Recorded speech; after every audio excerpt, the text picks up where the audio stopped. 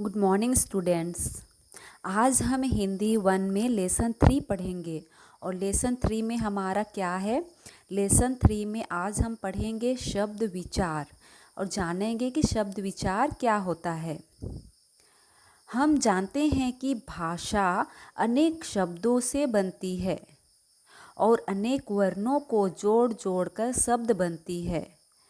वर्णों के सार्थक समूह को शब्द कहते हैं, अर्थात दो या दो से अधिक वर्ण मिलकर शब्द बनाते हैं, पर इन सभी शब्दों का सही अर्थ होना अति आवश्यक होता है। शब्द विचार से पहले हमने वर्ण विचार पढ़ा और वर्ण विचार समझे तो हम वर्ण यानी कि वर्णों के समूह से हम एक एक वर्ण को जोड़कर हम शब्द बनाते हैं, शब्द का निर्माण करते हैं। बच्चों, कोई भी शब्द तभी शब्द कहलाता है जब उसका सही अर्थ हो, पर यह सत्य है कि वर्णों के जुड़ने से शब्दों का निर्माण होता है, परंतु यह जुड़ा शब्द सार्थक होना अति आवश्यक है। यानी कि जब हम कोई शब्द बनाते हैं तो बिना अर्थ का नहीं होना चाहिए। जब शब्द बनाते हैं उसका अर्थ भी होना चाहिए ताकि हम उसको समझ सकेंगे। उदाहरण के लिए आगे देखिए कि शब्द कैसे बनते हैं। जैसे गुब्बारा, अनार, गेंद, बाजार। जैसे गुब्बारा, ग जोड़ उ जोड़ ब जोड़ ब जोड़ आ जोड़ र जोड़ आ। अनार, अ जोड़ न जोड़ आ जोड़ र जोड़ अ जोड़ अनार। गेंद, ग जोड़ ए जोड़ अंग जोड़ द जोड़ अ गेंद। प्रभात, प जोड़ र जोड़ अ जोड़ भ जोड़ आ जोड़ त जोड़ अ प्रभात। वर्णों का ऐसा मेल जिसका कोई अर्थ हो शब्द कहलाता है, अर्थात वर्णों के सार्थक मेल को हम शब्द कहते हैं। शब्द 4 प्रकार के होते हैं। शब्दों का वर्गीकरण 5 आधारों पर किया जाता है, पर हम 4 आधारों पर पढ़ते हैं। पहला है वाक्य में प्रयोग के आधार पर, दूसरा उत्पत्ति या स्रोत के आधार पर, तीसरा रचना या बनावट के आधार पर और चौथा है व्याकरणिक प्रक्रिया के आधार पर, या हम पढ़ेंगे अर्थ के आधार पर। सबसे पहले हम देखेंगे उत्पत्ति या स्रोत के आधार पर शब्दों के भेद। उत्पत्ति या स्रोत के आधार पर शब्दों के 4 भेद हैं। उनमें से पहला है तत्सम शब्द। तत्सम शब्द तद्भव शब्द, देशज शब्द और विदेशज शब्द। सबसे पहले हम देखेंगे तत्सम शब्द क्या है। तत्सम शब्द संस्कृत भाषा के वे शब्द जो हिंदी में अपने मूल रूप में प्रयोग किए जाते हैं, वे तत्सम शब्द कहलाते हैं। जैसे अश्रु, रात्रि, सप्त, श्वेत, ये संस्कृत शब्द हैं। इन्हें हिंदी में भी प्रयोग किया जाता है। संस्कृत भाषा हिंदी भाषा का मूल आधार है। जब संस्कृत भाषा के कोई शब्द जो हिंदी भाषा में बिना किसी परिवर्तन के ज्यों के त्यों ले लिए गए हैं, उन्हें ही हम तत्सम शब्द कहते हैं। कहने का मतलब यही है कि तत्सम शब्द यानी कि तत्सम शब्द हिंदी में आके चेंज नहीं हुआ है, बल्कि वो जैसे का तैसे ही हिंदी में लिया गया है, उसका कोई भी परिवर्तन नहीं हुआ है। जैसे है दिवस, ऊंच, शून्य, एकत्र,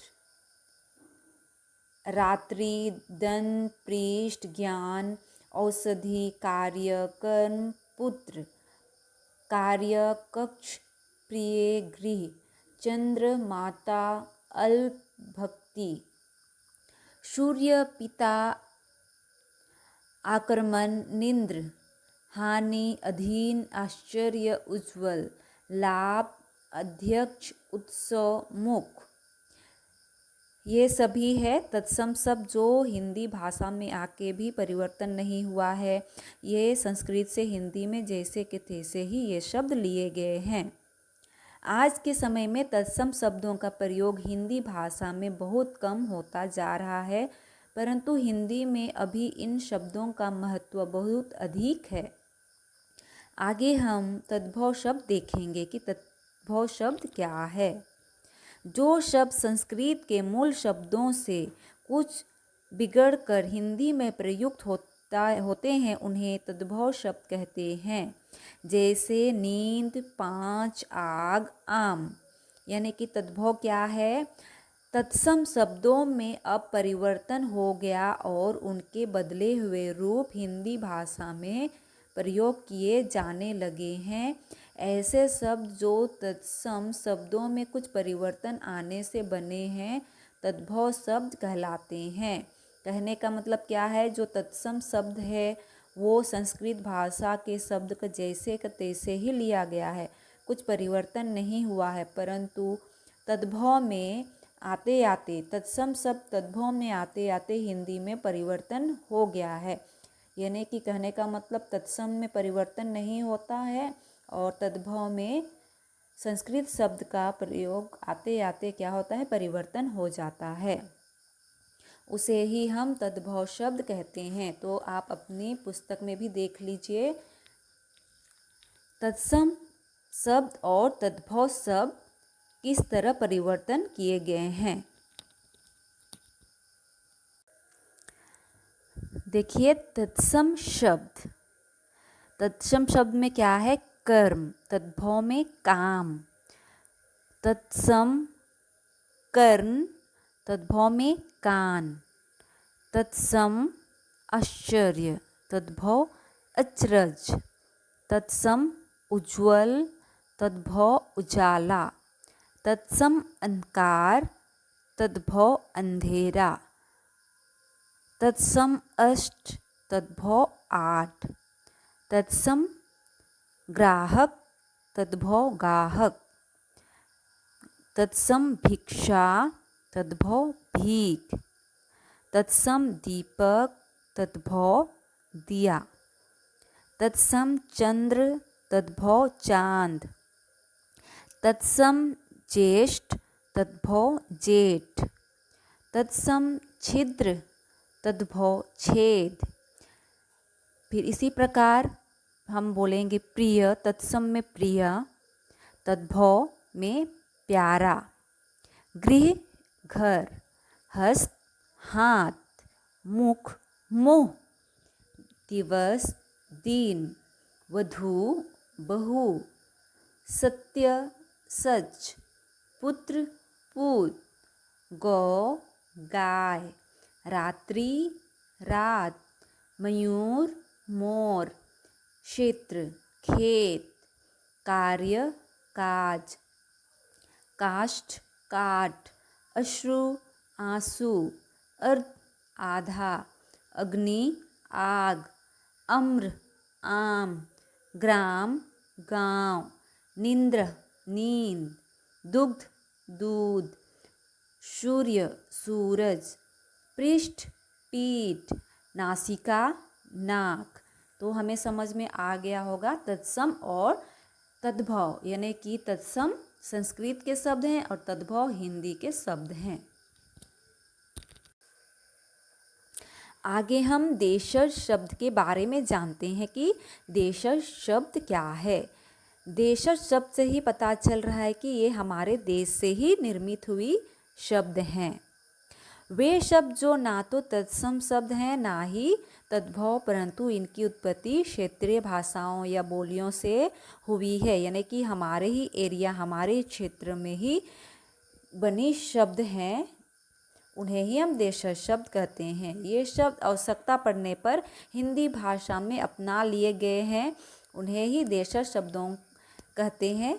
तो आगे देखिए देशज शब्द के कुछ उदाहरण इस प्रकार है। पेड़, सड़क, कद्दू, खटपट, भिंडी, झाड़, झपना, चिड़चिड़ा, फटकार, आटा, सन की रोटी, कुदाल, फटाफट, फावड़ा, लोटा आदि ये सभी हमारे देश से ही निर्मित हुए शब्द हैं, इसीलिए हम इन्हें देशज शब्द कहते हैं। आगे देखिए विदेशी शब्द क्या है। विदेशी शब्द कहने से ही पता चल रहा है कि ये हमारे देश से बने हुए शब्द नहीं हैं, बल्कि दूसरे ही देशों से आए हुए शब्द हैं। हिंदी में प्रयोग किए जाने वाले ऐसे शब्द जो विदेशी भाषा में अपनाए गए हैं उन्हें ही विदेशी शब्द कहते हैं। जैसे अरबी शब्द से हमारे देश में आए हुए कौन से शब्द हैं? अरबी देश से आए हुए हमारे देश में जो हम जिस शब्द का प्रयोग करते हैं वे हैं तकदीर, शतरंज, जुर्माना, कागज, औरत, आदमी, कानून, औलाद, कत्ल, तारीख, अदालत आदि। उसी प्रकार फारसी शब्द जो हमारे फारसी शब्दों से निर्मित होकर हमारे देश में भी बोले जाते हैं वे हैं शराब, बाजार, आदमी, ज़मीन, अमीर, सजा, गुब्बारा, मजबूरी, किनारा, मज़ा इत्यादि। यानी कि ये सभी उर्दू शब्द हैं, ये हिंदी नहीं है बल्कि ये उर्दू से लिए गए शब्द हैं जिन्हें हम हिंदी में भी प्रयोग करते हैं। तुर्की शब्द जो तुर्की देश से आई है वे शब्द हैं बेगम, कालीन, बीवी, काबू, लाश, चाकू, सुराग आदि। यूनानी शब्द टेलीग्राम, डेल्टा, टेलीफोन आदि। पुर्तगाली शब्द पादरी, तौलिया, चाबी, फालतू, कमरा, बाल्टी, तंबाकू, साबुन आदि।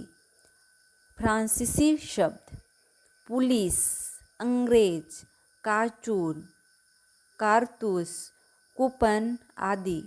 अंग्रेजी शब्द radio, telephone, television, biscuit, doctor, gas, bank, letter, college, box, camera, tax, car आदि। ये सभी विदेशी शब्द हैं पर हम इन्हें हिंदी में भी प्रयोग करते हैं, इन्हें ही हम विदेशी शब्द कहते हैं। इनमें से कुछ शब्द एक से अधिक विदेशी भाषाओं में प्रयोग किए जाते हैं। आगे हम देखिए संकर शब्द। जब किसी शब्द का निर्माण दो अलग अलग भाषाओं के शब्दों के मिलने से होता है तो उसे हम संकर शब्द कहते हैं। यानी कि दो अलग अलग भाषाओं के शब्द को मिलाकर हम उन्हें जोड़कर बोलते हैं या निर्माण हुआ है उसे ही हम संकर शब्द कहते हैं। जैसे अखबार, अखबार ये है उर्दू शब्द, फारसी से आया है उर्दू शब्द। वाला तो ये है हिंदी शब्द यानी कि अखबार वाला। टिकट ये है अंग्रेजी शब्द और घर है देशज, तो ये मिलकर क्या हुआ टिकट घर। मोटर अंग्रेजी शब्द हैं, गाड़ी देशज शब्द, तो ये दोनों जुड़कर क्या हुआ मोटर गाड़ी। तो हमें संकर शब्द भी समझ में आ गया।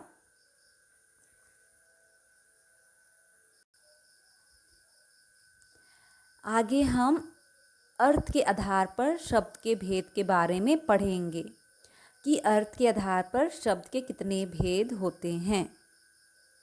अर्थ के आधार पर शब्द के दो भेद हैं, एक है सार्थक शब्द और दूसरा है निरार्थक शब्द। अर्थ के आधार पर शब्दों को दो भागों में बांटा गया है, सार्थक शब्द और निरार्थक शब्द। सार्थक शब्द ये वे शब्द होते हैं जिनका कोई ना कोई अर्थ अवश्य निकलता है। जैसे रोटी, कपड़ा, मकान आदि।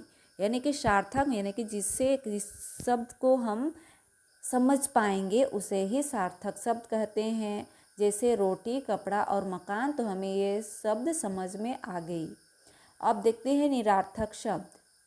ये वे शब्द होते हैं जिनका कोई भी अर्थ नहीं निकलता है, जैसे भापर, गरारा आदि। तो ऐसे शब्द जो निरार्थक यानी कि जिसका कोई अर्थ ही नहीं होता है, उसे हम निरार्थक शब्द कहेंगे। और सार्थक शब्द वे हैं जिसका कोई ना कोई अर्थ होता है और जिसे हम समझ सकते हैं, वही सार्थक शब्द हैं। सार्थक शब्दों को 4 भागों में बांटा जा सकता है। एकार्थक शब्द,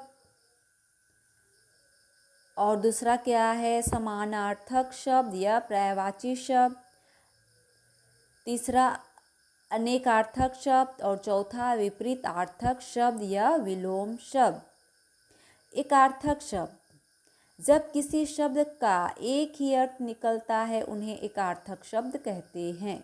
जैसे घर, राम, दिल्ली, मेज। यानी कि इसका कोई अर्थ नहीं होता है, बस ही कि इन शब्दों का एक ही अर्थ होता है, इसलिए इन्हें एकार्थक शब्द कहते हैं।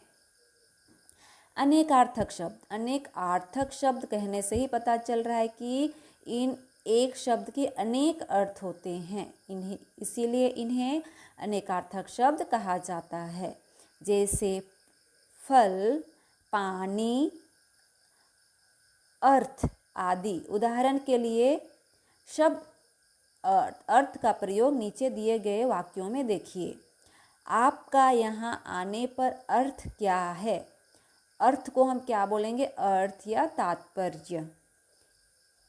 इसके पास अर्थ की कोई कमी नहीं। अर्थ यहाँ क्या है? ऐश्वर्य। अर्थशास्त्र धन के ज्ञान को कहते हैं, यानी कि अर्थ।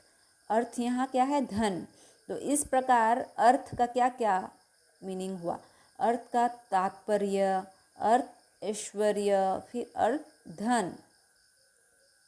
ऊपर दिए गए वाक्यों में अर्थ शब्द के अलग अलग अर्थ हैं, धन, ऐश्वर्य, तात्पर्य आदि।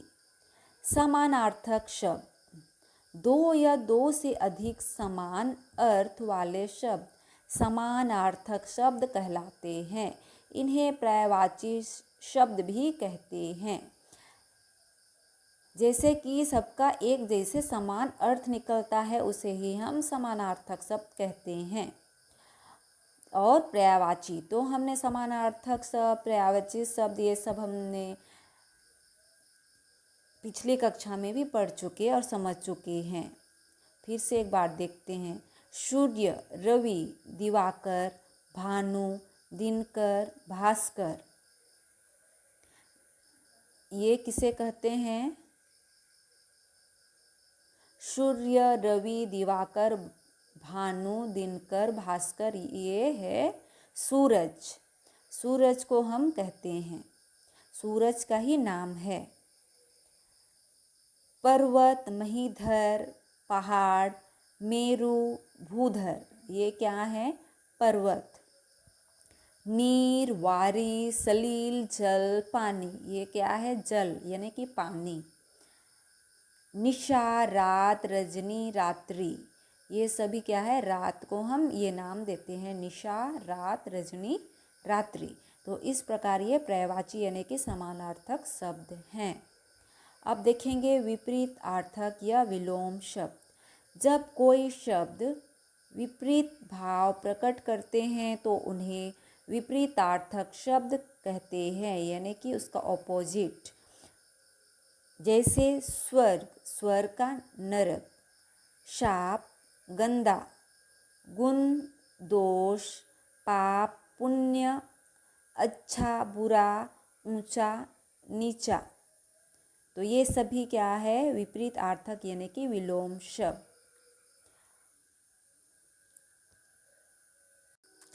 तीसरा, रचना या बनावट के आधार पर। पहला, रूढ़। ये ऐसे शब्द होते हैं जिनके टुकड़े नहीं किए जाते हैं।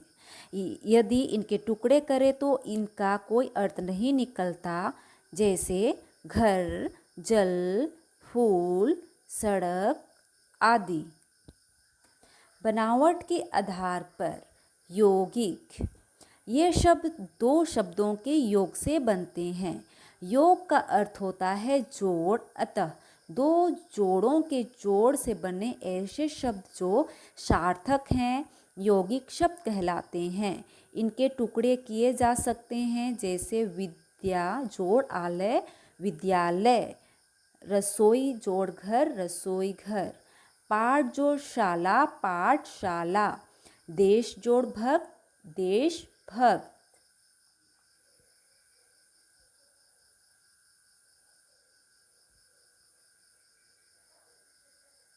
बनावट के आधार पर तीसरा योग रूढ़, ये ऐसे शब्द होते हैं जिनके टुकड़े तो हो सकते हैं परंतु उन टुकड़ों का सीधा अर्थ ना निकल कर कोई विशेष अर्थ निकलता है।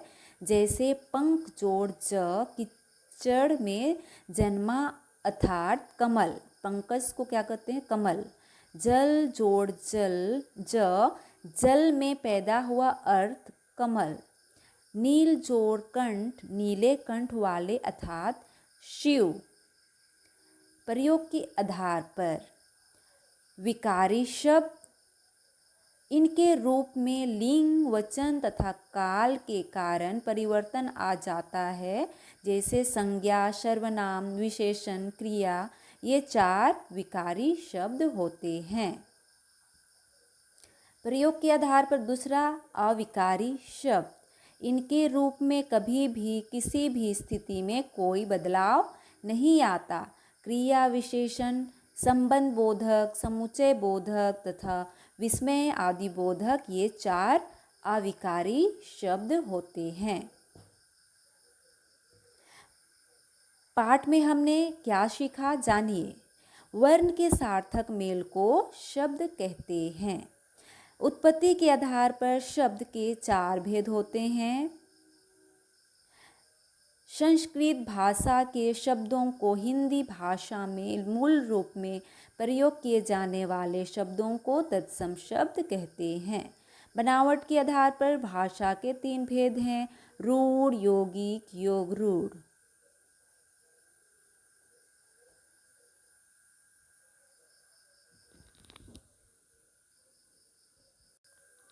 इस तरह आज का हमारा पाठ चैप्टर 3 शब्द विचार समाप्त हो चुकी है और हमें समझ में भी आ गई होगी। यदि नहीं भी आई हो तो अपना बुक अच्छी तरह से पढ़ लीजिए और समझ लीजिए, ज़रूर आप सभी को समझ में आ ही जाएगी।